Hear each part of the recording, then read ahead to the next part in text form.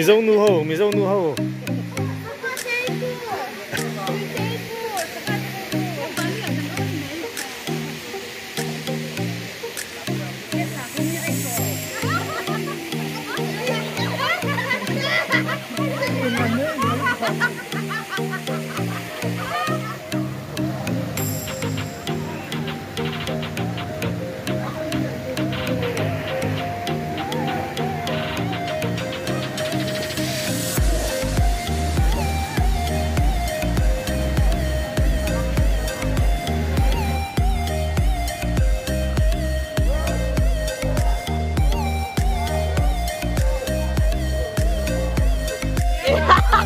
Dive dulu.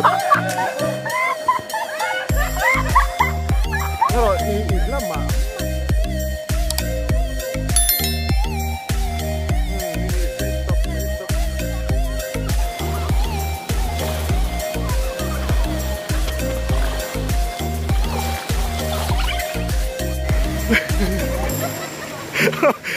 Ayo, tui kan ada lagi. Oh.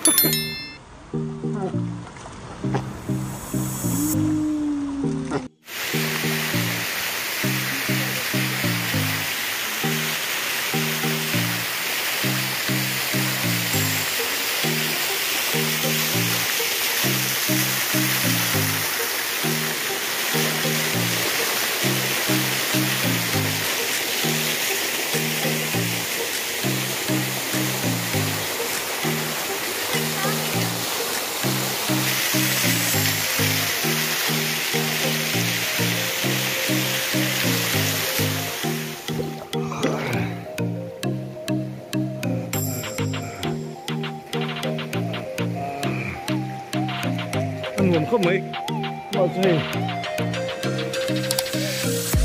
nhưng mà trên còn rất ăn ngồi một điếu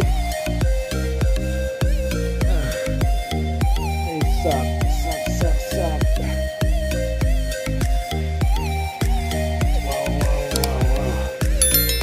thuộc về đất của anh làm bằng hay chưa thuộc về đất nó thuộc về đất.